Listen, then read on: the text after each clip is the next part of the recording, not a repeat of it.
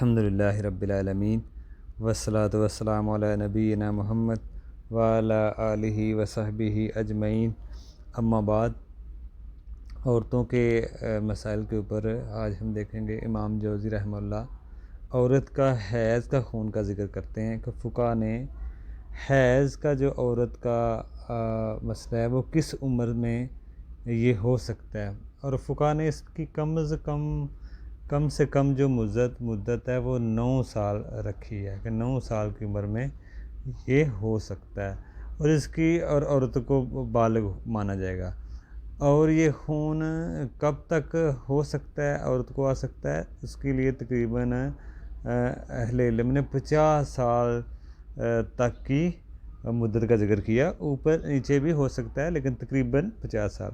اسی طرح حیض کی جو مدت ہے وہ عورتوں کے حساب سے ہوتی ہے، عمومی طور پہ تو 6-7 دن تک ہو سکتی ہے، زیادہ بھی ہو سکتی ہے، 8 9 10 11 دن تک بھی ہو سکتی ہے۔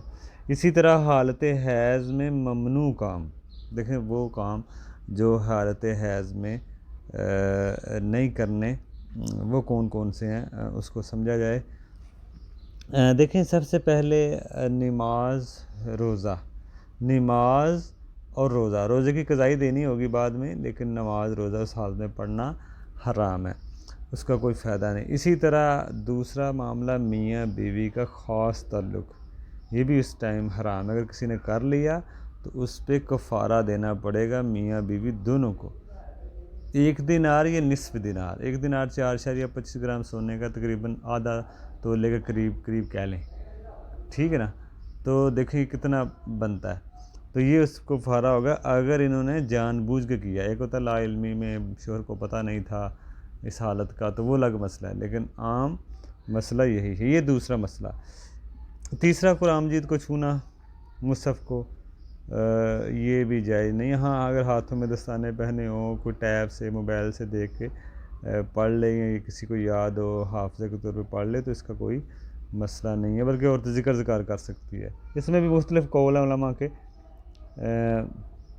یعنی کہ بعض لوگ تو مطلق ہی جائز قرار دیتے ہیں کہ عورت کر سکتی ہے، لیکن بعض کچھ شرطوں کے ساتھ، جیسے ہاتھ میں دستانے ہوں، مصحف کو ہاتھ نہ لگایا جائے، اور یا موبائل سے دیکھ کے ٹیب وغیرہ سے دیکھ کے لیپ ٹاپ پہ پڑھ لیا جائے۔ اسی طرح جو ممنوع کام ہے وہ ہے حالت حیض میں طلاق دینا۔ اس کو دیکھیں کم لوگ جانتے ہیں، یہ بھی مسئلے کو سمجھا جائے۔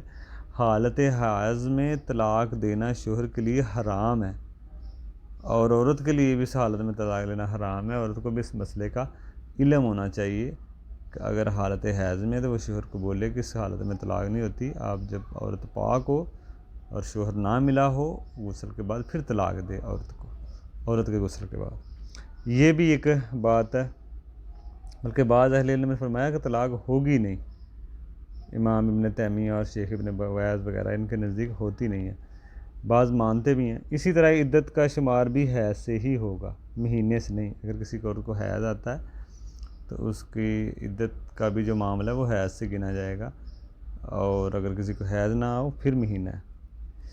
اسی طرح دوسری چیز، حیض ختم ہو جائے تو اس سے پہلے کون سے کام عورت نہیں کر سکتی۔ دیکھیں سوائے روزہ رکھنے کے اور طلاق دینا، یعنی کہ اگر عورت کو حیض ختم ہو گیا اور ابھی غسل نہیں کیا تو وہ روزہ رکھ سکتی ہے، یہ کام وہ کر سکتی ہے، ٹھیک ہے نا۔ غسل حیض ختم ہو جائے اور غسل سے پہلے وہ کون سے کام کر سکتی ہے، روزہ رکھ سکتی ہے، یا طلاق کا مسئلہ ہے، طلاق دی جا سکتی ہے۔ اس کے علاوہ باقی سارے کام ممنوع رہیں گے جو حالت حیض میں ہے۔ ختم بھی ہو جائے ابھی غسل نہیں کیا پھر بھی منع ہے، سوائے روزہ رکھنے کے اور طلاق دینے کے۔ تو باقی انشاءاللہ آگے استحاضہ کے بارے میں دیکھتے ہیں، استحاضہ کے مسائل۔